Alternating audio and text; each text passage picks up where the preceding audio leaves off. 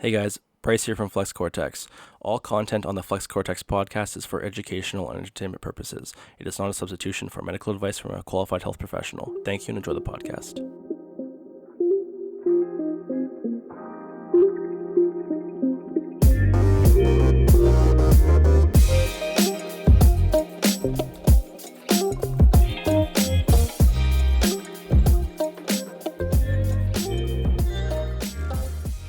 Hello guys. Welcome to this week's episode of Flex Cortex. Today we are joined by Saloojee, the man, the myth, the Turkish, as we like to call him. We will be talking about training philosophy and the philosophy behind his company, Multifarious Strength. Also chat about his podcast, and we're pumped to have you on, man. Appreciate you, man. Agreed. So thank you so much for joining us. It's great to have you all the way live from Turkey, which is really cool.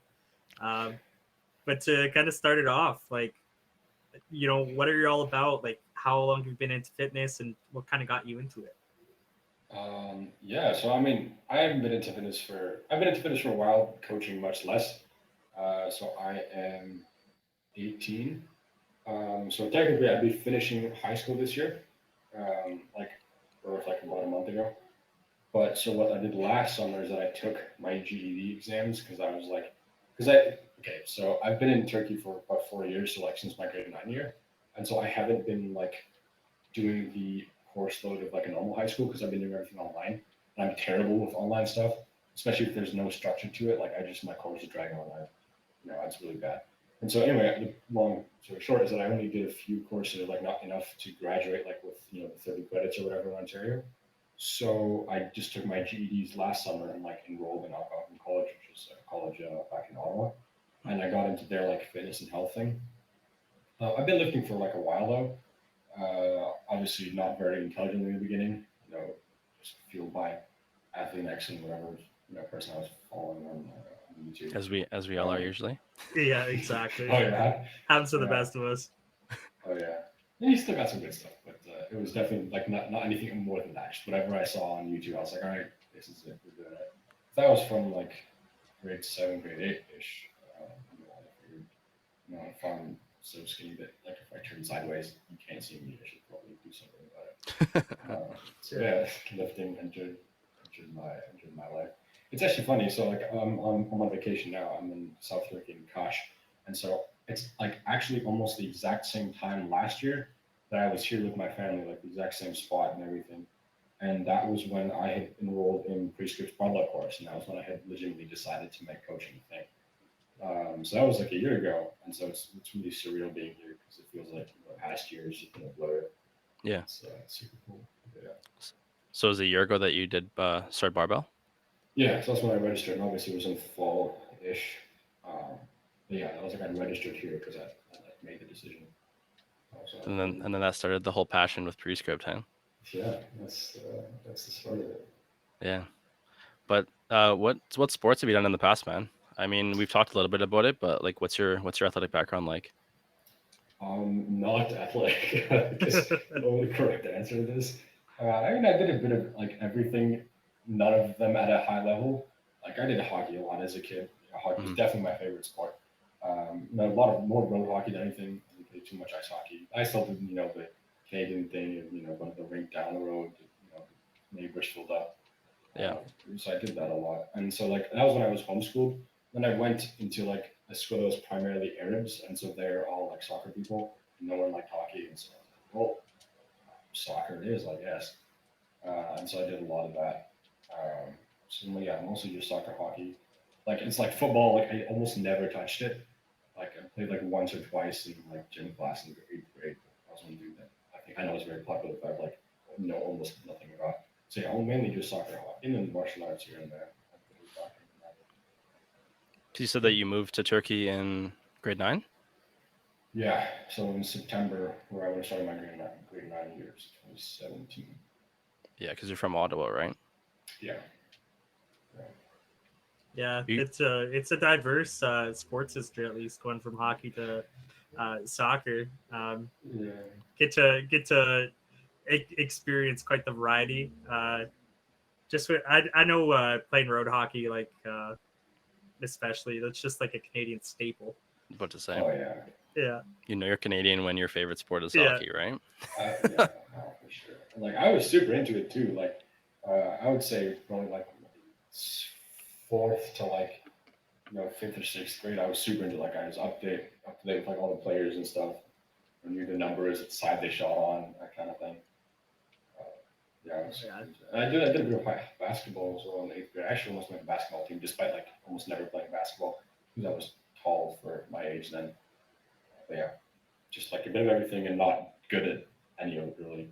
It's kind of showing. Were you, unless I'm wrong, weren't you trying to move back to Ottawa soon, like next year, right? Yeah, so we're looking at flights. So the college program that I'm in is 2 years, so 4 terms in total. And so I finished two, but in every term there's like a placement course where you have to go work at a gym. It's like the Mm, numbers get higher and you go from like a volunteer to like legitimate. You actually work there for like last placement. right. And so I can't do that in Istanbul because I don't speak Turkish. And like they have really weird rules about it. Like you need to be assessed in English. You need to like have get a police check done, have first aid certifications and stuff done beforehand. And so it's just a pain to do here. It's impossible to get done. And so I need to go back. And so like I have the option to finish my online for like the 4 terms here and then go back to Ottawa and do like the 3 terms that I have left for the placement. But that just strikes me as kind of pointless because then I'm like tied to Ottawa for like one class a semester for like a year and a half. And it's just like Mm. I don't want to do that. So yeah, the sooner the better. So we're looking at like December or October, fall or so. But yeah, subject to change. Nothing set in stone yet. So that's the plan to move back, though, right? Yeah. Yeah. Yeah. It's So really cool. you've started your schooling then. I thought you hadn't started it yet. No, so I'm done my first year of college online. I finished Okay. 2 years. So And you're 18, hey? yeah, Doing it well, man. My Doing it well. goodness. Yeah. Getting ahead. I also like haven't technically passed high school, so define ahead. But at least I'm doing my own thing and I'm having fun. So Oh, dude, I think what you're doing right now is good. You're making a lot of connections in the industry, right? I mean, you trained with Shallow, so that's pretty cool. yeah, I'm super grateful for those. How Yeah. was that whole thing? That was pretty cool. He's incredibly intelligent. He's a smart guy. Is he Great as show. is he as big as he is in person as he is online? Uh, I would say yes. Like Yeah. he's like about the height that I expected, but much wider. It's like he'd like said in a bunch of stuff that like podcasts here and there. Like he was like within the 6 foot range, maybe a bit under. I was like, Yeah. okay, someone a bit my height, maybe a bit slightly taller. But yeah, Yeah. dude was wide as hell, bro. I was like, shit. Just because like we went in for like the hug, right when I saw him, and like my hand was like halfway around his back, and I was like, all right, Dude's a fridge, man. Dude's a Yeah. fridge. he's wide. Big wide love dude. to Shallow, but he's a fridge. Oh I'm like, man. Killian says something really funny in one of our PSL1 lectures where he was teaching it instead of shallow. And he was like, "You may have noticed that I don't have a beard and I'm not built like a vending machine." man, it's true though. It's true though.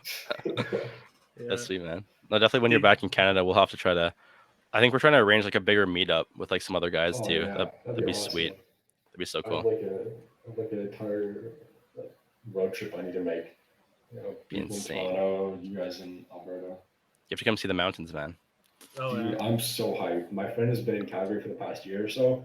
And he sent me a few pictures, and I'm just dying over here. Turkey, Man, Turkey's playing. beautiful though. Turkey's beautiful.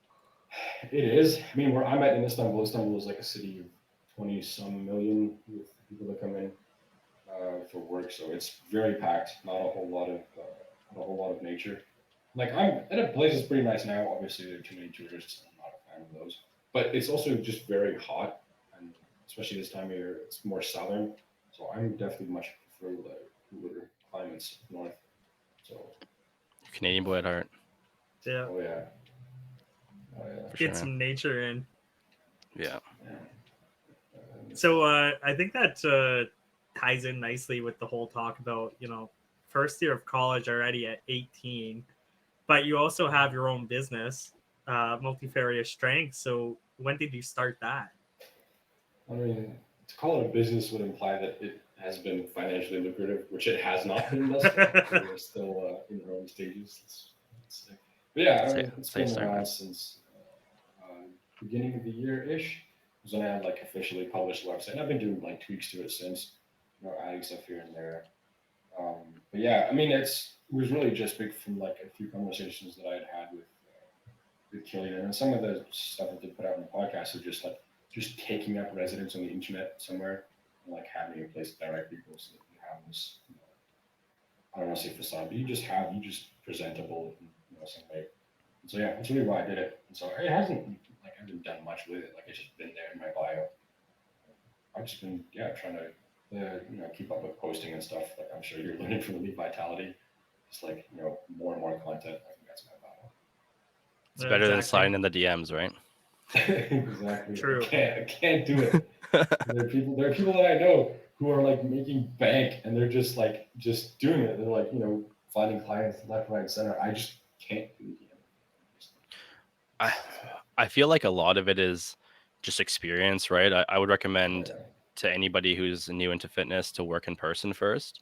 I don't know if that's your goal when you're back in Ottawa, but I mean, the online space itself is so hard to work just because you need that in-person experience, right? I mean, like luckily we have Thunderdome and like you go to all the labs and stuff, but being able to actually apply what like in person is like super beneficial because you're like applying all of that knowledge, and I mean it makes you a better coach.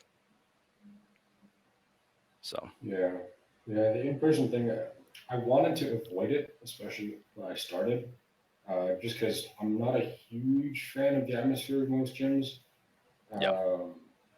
And it's not something like that I wanted to do perpetually. But unfortunately, it's looking like that I'll at least even just have to work part time. Just whatever.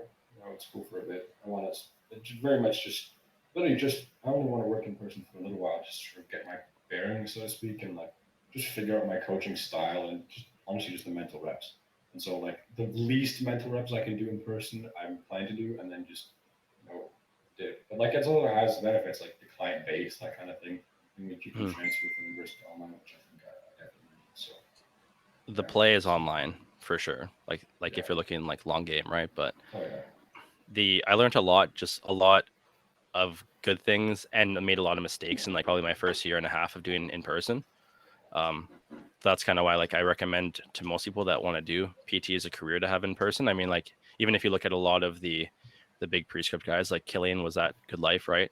Shallow was at Good Life, and like I was like, I mean, I'm not a big guy, but I was at Good Life for about a year and a half, and then I think Ian was too. Like a bunch of these guys were all in the commercial gym atmosphere, right? So you go in there pretty green, you kind of earn your stripes a little bit, and you make mistakes, and that's how you grow, though. And that's the biggest thing. But I mean, you could also contract, right? You could also like just subcontract out of a gym too for multifarious if you wanted to. Yeah. Yeah, I'm gonna see what the rules for that are like. I don't know if Good Life does it. I need to do some research. Good Life probably wouldn't, but I'm sure there's lots of other gyms in Ottawa that would. Yeah, especially like family homegrown kind of gyms. Like we had one called Perpetual Fitness in Spruce Grove, and that would let you do subcontracting out of there. Yeah, you pay them a certain fee per month or whatever, or they take a cut per session. Yeah. So I think it's a lot of people. That's what Mahan does. So he does with his gym in the UK. Keep grinding, man. Keep grinding. It's a good way of doing it. So what's the philosophy behind your company? I know you're a very philosophical guy. Everything's very thought out, elaborate. Let's hear it. I wouldn't go that far, but yeah, I don't know. I try to think about things, and like that's one thing that I think that I tried to nail from the very early beginning is branding and just knowing what my philosophy is and knowing that I can defend it, something to stand on, if asked about it.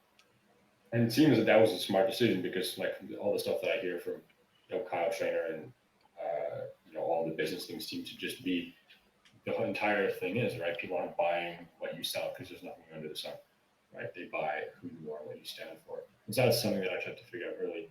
And so with multifarious strength, multifarious meaning like with many facets or to do with many things.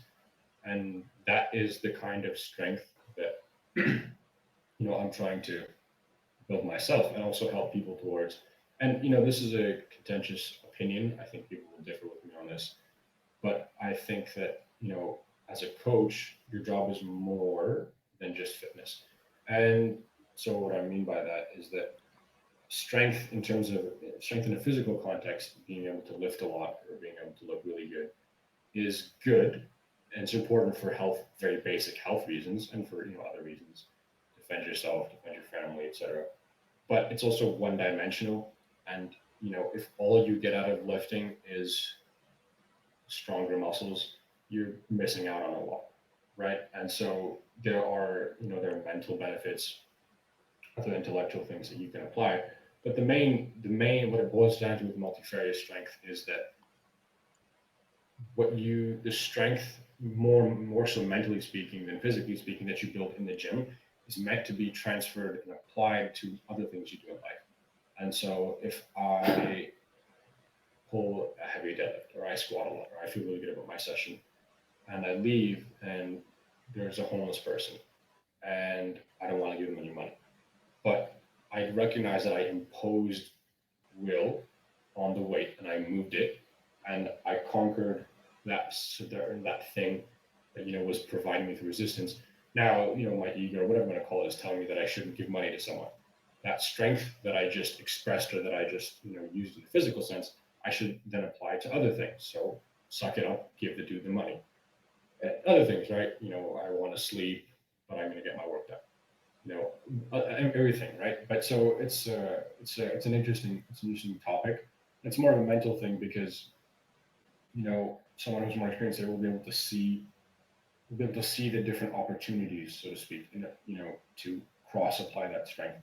A lot of people don't realize that, and that's why I think the crux of the matter is that a lot of people who are very physically capable, some of them aren't happy.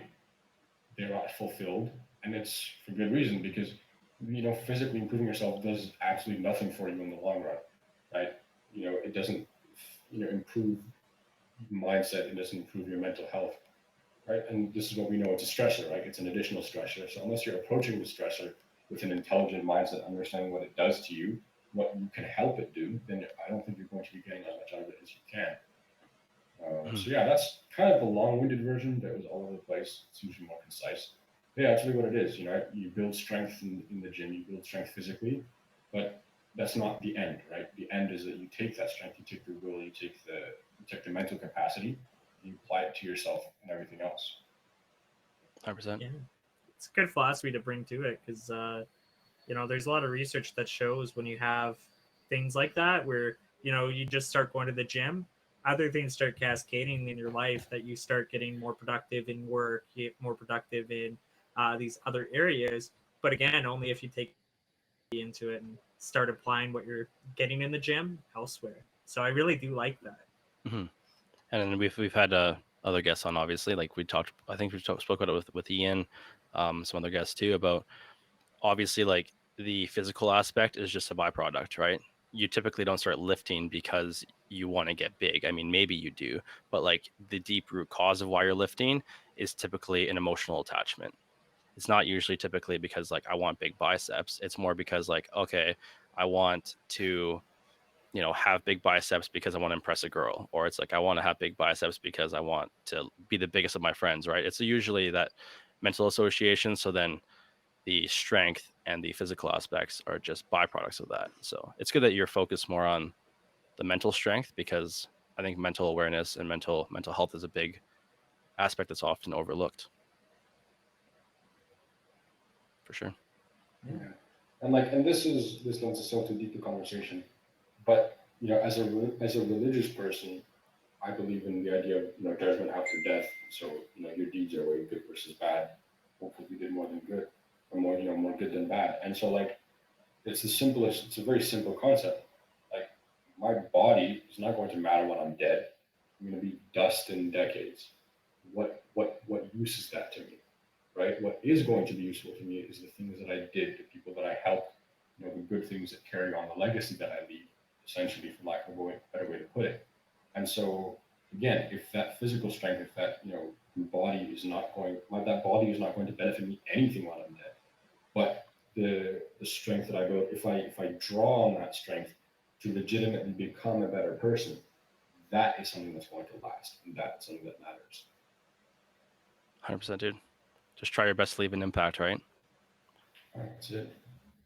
And I think that more people need to live like that. And they need to think about being impressionable and also just trying to make a difference in the best way that you can, right? So I think the podcast that you do is a great way to do it. And obviously, just making connections within the industry. It is insane that you have that mindset at 18 years old. Like, I'm being real. Like, at 18, I was concerned about, how I was getting to the bar on the weekend. And to just see where you are at 18, I'm super excited to watch where your career goes in the next 10 not years. Me, that's just I'm incredibly grateful and very blessed to have grown up in a deeply religious family. Those are all things that I've learned from my dad, especially more than anyone. And the people, the family friends that we've had, the people that I've surrounded myself with. That's not like me being special or anything. I'm just incredibly lucky that that's what I've grown up. And so that is, I was exposed to the logic of that way of thinking from a very young age. And so I was able to, be like, that's smart. And the other stuff is not smart. So Just being it's humble. not me. I'm just being modest. Yeah, it's still special just because I think like my parents were they're wiser than I had it for when I was a teenager. I was in my rebellious stage where I'm like, you're probably wrong. This is more fun. But yeah, it is really great that I definitely had that state. The end degree when I got to Turkey. That's part of why it became so important to me, because I was so fed up with everything to get rid of things. I think the difference though is like people can be given the tools and can be given the opportunity, but to actually take action and do it is different, right? So I think the fact that you're actually utilizing all the sources that you have, and that's what makes you stand out, because I'm sure there's lots of kids that are 17, 18 that would be getting the advice that you'd be getting, but they'd be like, I don't care. I want to go to the bar, right? So I think the fact that you just have your priorities set, it's what separates you, man. And I think I know you'll do well in the industry. I think. I know and the humility on top of that is it's the icing on the cake. It's great, man. Yeah. So it's all good stuff, man. And I mean, like, to go back on the branding thing too a little bit, like the fact that you have a philosophy with your brand right now, and you like, it'll help direct content, right? So like, obviously now you know where you want to go with your posts. And because if somebody comes to your page, they should know what you're all about by just looking at your content. They shouldn't have to be trying to go to your bio or DM you and be like, hey man, you're really big. What's your content all about? But they like, like I can go onto your page. Like, I'm not big yet, so I gotta have something that makes me, of value or use. But like I can go to your page though and know what you're about without having to ask you. Like you're all about like mindset and philosophy. Like I can just tell that. And very concise, right? Like I don't have to scroll all the way down to know. I can just look at your page and know. So it's good. Gives you direction, right? It's like a guiding light for your content, which is sweet. Yeah, that's good. So you're based out in Turkey for at least the moment, probably going back to Ottawa. But what's the fitness industry like in Turkey? It's not really a thing, to be honest. Like, the measure of fitness is how skinny you are, to my understanding. I don't know very many Turkish people, so obviously I can't say that 100% certainty. But like, being jacked isn't really a thing. Like, if you're skinny, you probably have abs. Probably big. And so that's kind of just what it is. There are very few people that are legitimately on top of their work ethic, of their nutrition, the lifting or whatever. Even better. From all of the terrible spotting videos we've seen at Thunderdome, not trying to throw shade, God. I will say that the fitness industry is lacking in Turkey. Yeah, it's definitely like, I've only been to one. I only know of one gym with dumbbells heavier than 110 pounds, and that was like the Gold's gym. So yeah, their general level of strength is not as high. It's all kilos there, right? Kilos? Yeah. Okay. But like, oh man, you would think, because you train, the gym that you train at right now is like more of a commercial gym, right? Oh yeah, absolutely. You can That's the tell. thing. There aren't really hardcore gyms. Like everywhere you go, like even in smaller places, I'm sure in Canada, like you can still find like a powerlifting gym or whatever. You just won't find that here. Like even not even weightlifting, like powerlifting. It's Yeah. very difficult to find places that have that. You got to find it, man. I find that really interesting because Yeah, it's I've just tried to look. It's so difficult though. yeah. I think probably just like cultural difference there, hey, just Oh on yeah.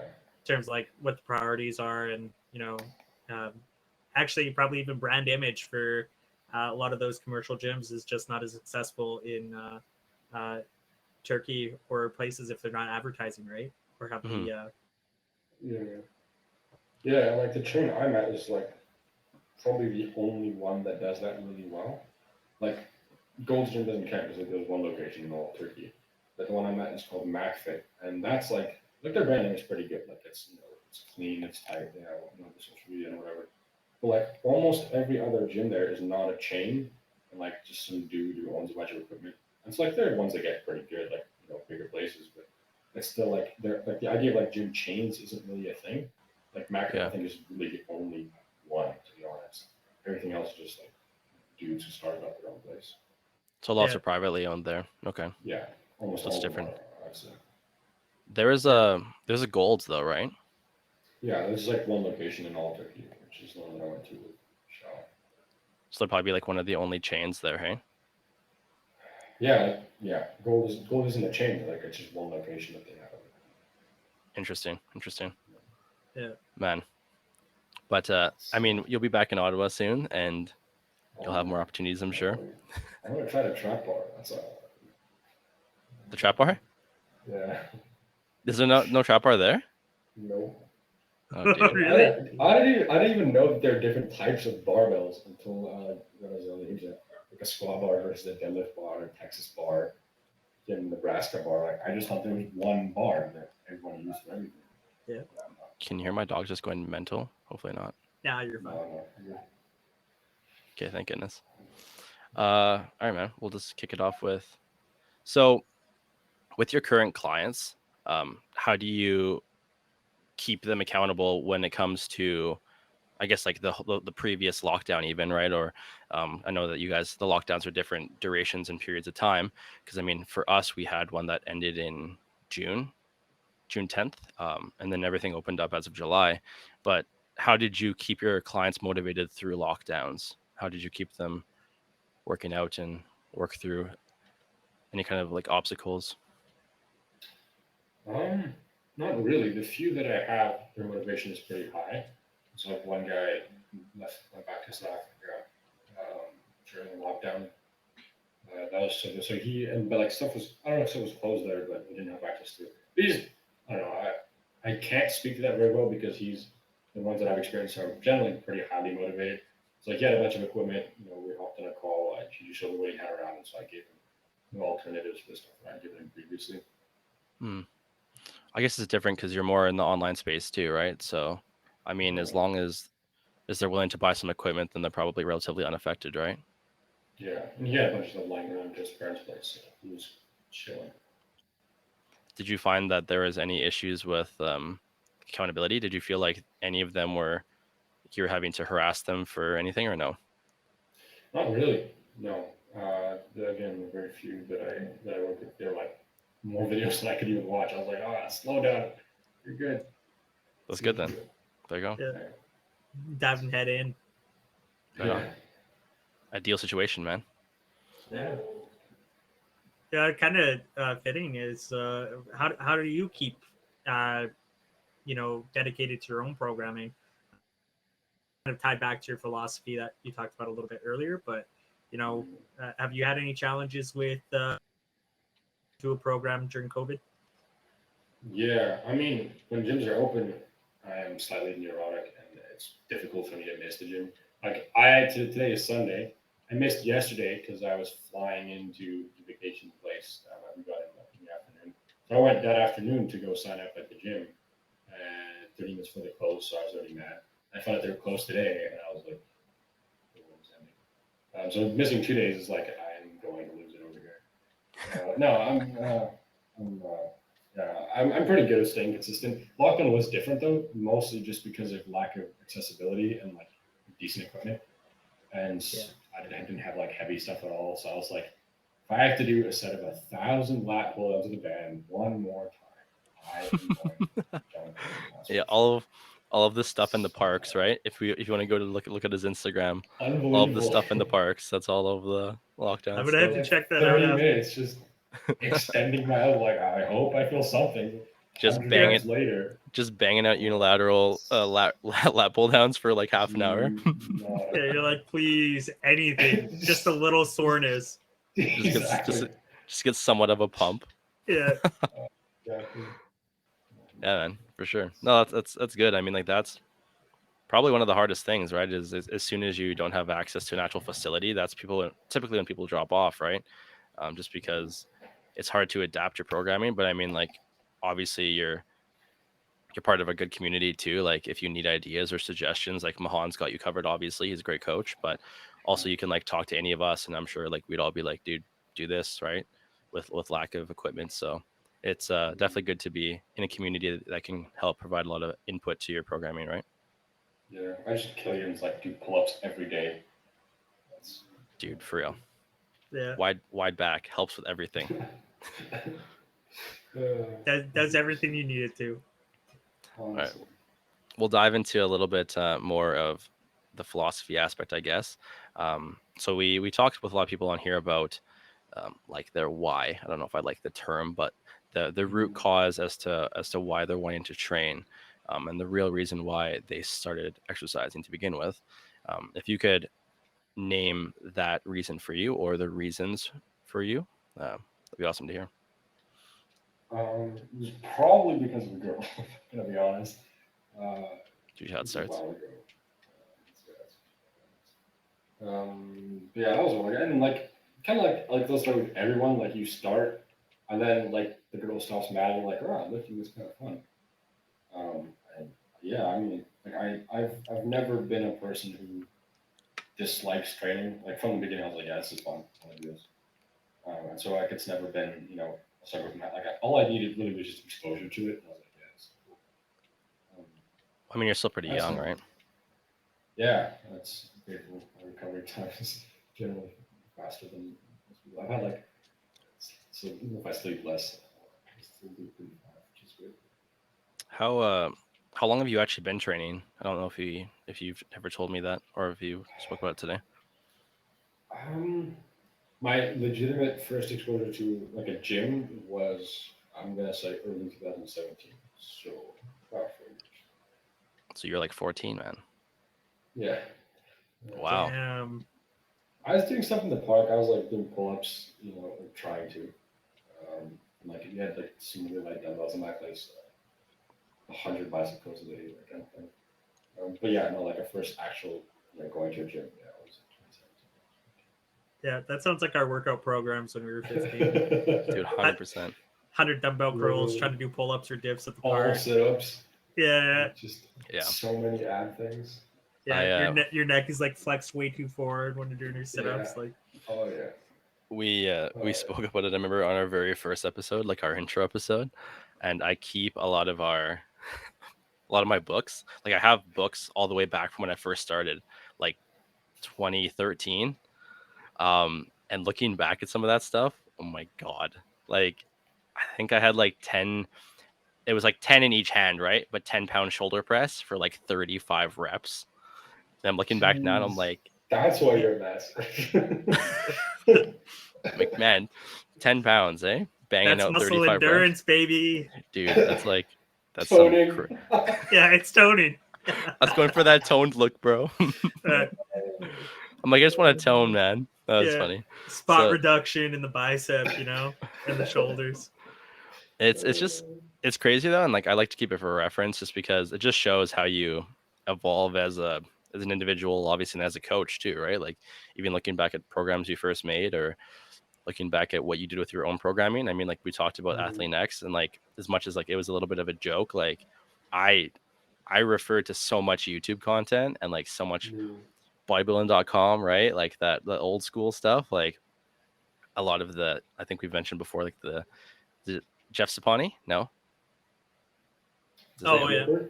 yeah, Jim Stefani. Jim Sapani. Yeah, Yeah, and like his shred or his bulk program, right? And you just like run it. You're just like, yeah. bro, Just keep running it over and over. Same it'll get me, exercises. it'll get me bulked and it'll get me shredded, bro. That's all Yeah, you that's need. all you need. It's in the title, right? Yeah. Who needs to It's hard. practice form? Uh, it's hard to think though that I'm coming up on like a decade of training. That's insane, Yeah. Bryce is an old man. dude.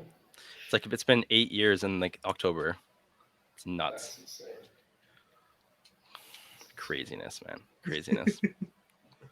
Move to all lifting at this point. Like, Yeah, seriously. Well, I hired Eric, right? Bugera. Yeah. So I think he's just gonna slaughter me with hypertrophy. Just gonna kill me, man. Eric is gonna murder you. I saw the first week of the programming, like it starts up on I guess tomorrow. And it's like, oh man. Yeah. Just ready for it. Yeah. Oh yeah. Ready to Operation Get demolished. Huge. Operation Get Huge underway. Operation gets huge. Yeah, Eric will do his thing for sure. Yeah, man. Cool. Would you say that I mean, obviously the root cause as to why you trained was like because of a girl. Would you say that over time it's changed and like elaborated? Yeah, I mean, absolutely. The reason why I train is not any different to the reason I think everyone else should train. Like the idea of, again, multifarious thing. Like I train so that I can hopefully become a better person, utilizing the will or the strength. The strength is overused, but you know what I mean. Yeah. Yeah. The capability that I build. Yeah, that's really why I do it. Utilize that like mental toughness that you use in the gym for everything else, right? Yeah, 100%. Well, There you go, man. there's a lot of frameworks out there for training philosophy. So there's like the framework with the Canadian Society of Exercise Physiologists, which is the certification that Bryce has for his PT. The National Academy of Sports Medicine in the United States and Canada, they have the OPT model, Optimum Performance Model. So you probably don't have like a specific one exactly that you follow, and no training really should follow anyone to the exact T. But like, what kind of training philosophy or structure framework do you kind of use with your clients? So I would actually, it's an interesting question. I would say that definitely my influence obviously has come from like the Bruce Good methodology. Like it's mostly that. As expected. As expected. As expected. But like my first experience legitimately seeing programs written, like proper programs, not like, YouTube this or that, was the way that Mahan had done things. And I found that super interesting the way that he structured things, like, A1, A2, A3. That's a pretty good thing as well. But just the way he did, even the way he like laid out the program, that sort of enthralled me from the very beginning. So that's sort of the similar template that I use now for everyone.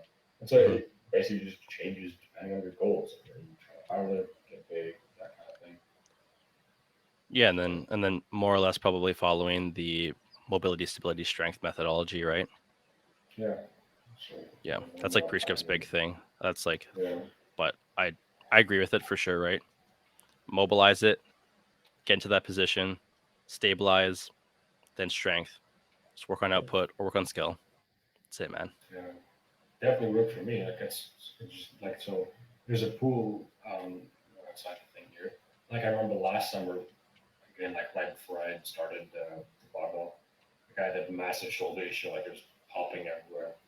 It was, just really annoying and like impeding my movement properly. So like I was swimming yesterday and I was like, yeah, it's less now. So hey, at least it works, Now I have a hip issue, so I'm gonna work on that for next year. Yeah. It gets worse, man. Yeah. Oh, yeah. It's always one thing. Yeah, then it's the next. Yeah, And if it's not one thing, it's about to be one thing. Yeah. 100%. Dude, you just, I mean, well, even Baxter said it, right? He's like, if you're getting stronger, you're probably not going to be staying that healthy. If you're staying healthy, you're probably not getting any stronger. Yeah. As your Yeah, muscles it's- grow, you have those muscle imbalances, right, that come in. yeah. So if it's because you know your triceps aren't always going to keep up to your biceps, your abs aren't always going to keep up to your back gains. Like it's one of those things where you're going to have problems, and it's just about identifying them before they become an injury, right? Yeah. And then there's minutia, right? And like the small details, but the biases and there's rotational stuff. And like, honestly, that's Oh, why just like wait till you get the PSL too, bro. That's minutia, minutia. Yeah. that's on the to-do list next. I think he's saying that intake for that's January, right? I think so. How is it? It's good. Oh man, it's a lot of uncensored things. You've lost like one lecture and one lab already to the ether because too many people got roasted. It's great. Yeah, you'll enjoy it for sure. Well, I know Steven's doing it too, and Steven said that he didn't even have like a set deadline for it to be done Yeah, because he said there's so much content to cover, right? Because it's all, as far as I know, it's all rib cage and breathing dynamics, right, and the relationship of it all. yeah. He's like from the beginning. He's like, yeah, this says 10 weeks, probably not going to be 10 weeks. Like the slides are like we're going on to week 8 and we're on like week 3 or 4 slides, so it's gonna be a while. I think. Dude, I don't know. I always I just got the manual here, and like even going back to some of that stuff is nice, right? Having it all laid out in front of you. So shout out to Shallow, he killed that. Obviously, it's awesome. Yeah, But the book looks It's sharp. hard to. Oh yeah, it does look pretty thin. yeah, It's hard to get stuff shipped to Istanbul just because like customs is just a nightmare. Like anything that I've ordered that's been like remotely cool, like I got a gas bag and like a jacket or something. All of it's shipped to like Ottawa. So hopefully I have a pile of cool things to get. you're just gonna have a heap at your house, right? I was gonna just like roll to the gym, just like Christmas came early, Oh, like the dude, PS 100%, Cargo shirt. 100%, Yeah. 100%. But yeah, to wrap it up, we got like one more question here. What training philosophies have you seen or utilized that have been effective with your current clients, or which ones have you tried that haven't been as effective? Um, I would say that I haven't really run across non-effective ones. You know, what I've used Hmm. so far has been after obviously my the beginning of my experience with prescriptive does things. And Yeah. so with using that as a sort of basis or as a sort of template for the physical aspect of training, and then sort of just always keeping in the back of my mind, you know, the philosophy that I have for training has been, you know, I've been seeing any issues with it so far. Because like if with everything, right, there needs to be a bridge, right? Like physical, yes, but it should never stop at physical, and that's why I find so many approaches to training lacking. Hmm. And so yeah, like if you advertise, that's what I think. I think if you advertise yourself as a coach that only provides the physical service, I don't think like Brian, what you're offering, that's cool. I just think that you know personally, at least for me, like if I'm taking people's money, you know, I should provide something with lasting benefit, right? I don't think it's it wouldn't seem fair to me to provide them because that's the thing. Like training is honestly very simple. You don't need to go very far to find out how to get big or how to get strong and do it in a fairly safe manner. Obviously, if you want to do it safely, you do need to know a little bit more. If you have injuries, you need to know a bit more in order to work around those things. But training is not as complex as it's made out to be. And so, Yeah. you know, people are paying me for a service that they could very well get very easily. So my job is to provide them the worth that they pay me for. And so Hmm. I should really try to give them something that's lasting, something that matters, in the outdoor, for me as a person, those more meaningful, Yeah. tangible things.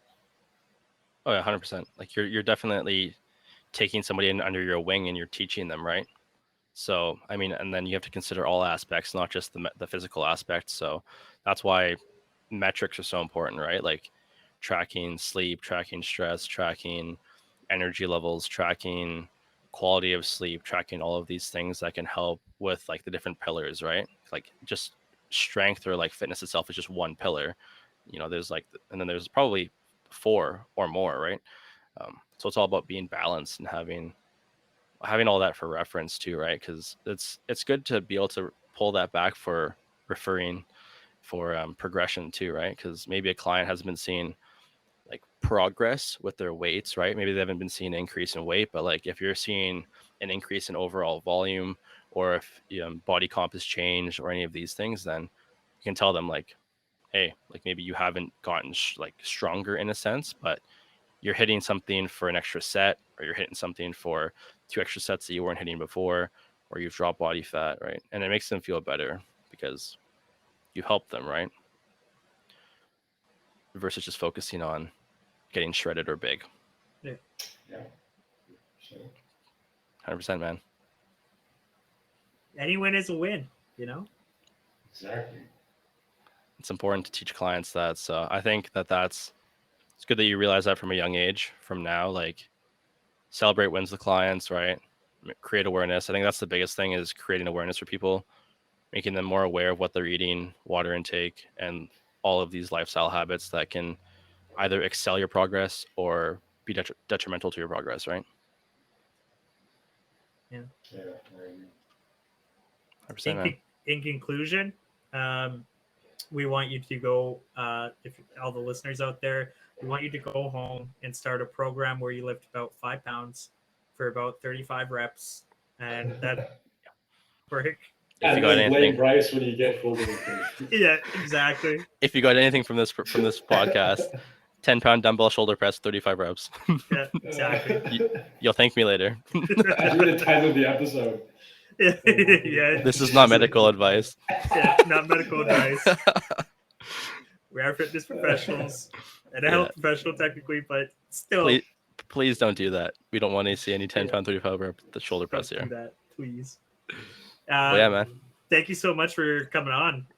But before you go, let's get all the plugs out so people know where to find you and what you're all about and where you're what you're up to. Yeah, so mainly just Instagram at Saloojee, SALOOJEE_A. Email info@Multifarious Strength, any coaching inquiries, and website is multifariousstrength.com. Perfect. And the podcast, man. Gotta plug that too. Yeah, so that's on Spotify, Apple Music, most streaming platforms, the Multifarious Podcast. Same tag on Instagram at the Multifarious Podcast. So check it out. Check it out. Dropping bangers. Yeah. And just yelling. Yeah, thanks, man. We really appreciate you making the time, even though you're 9 hours ahead of us right now. So, But yeah, thank you very much. We appreciate you coming on, and it was a great talk. Awesome. Thank you for having me.